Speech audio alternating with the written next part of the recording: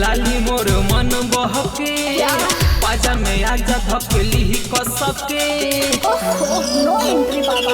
अरे काहे हो देख के लाली मोर मन बहके पाजा में आजा धकेली कसके।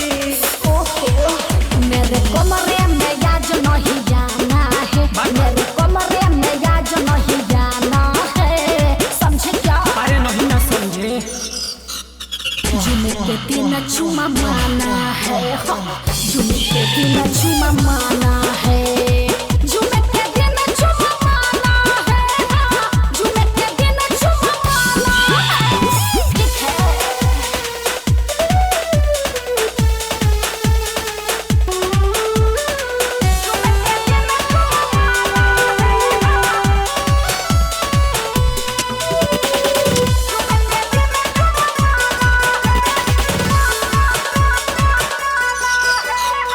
रहो तू सोचा काहे बाड़ू कर छटत। आज नहीं मिली काहे बाड़ तू सटत हटा। अरे काहे हो बनल मूड मोर कर ना खराब हो। दूर रह मेकअप चले कर खराब हो हटा। ढेर मेकअप खराब होता है। धक्के गालो नहीं सुघराना है, अच्छा। धक्के गालो नहीं सुघराना है हटा। का हटो हेने आव हेने।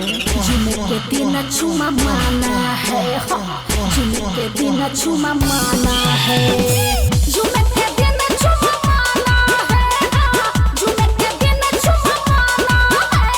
ठीक है।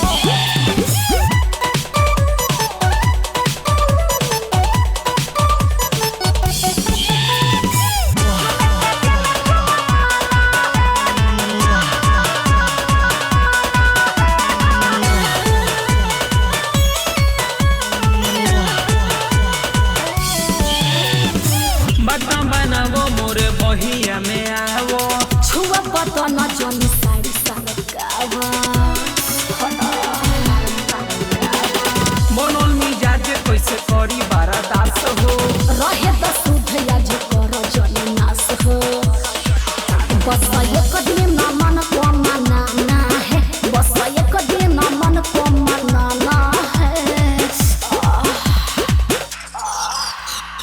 जुमे के दिन चुमा माना है, जुमे के दिन चुमा माना है।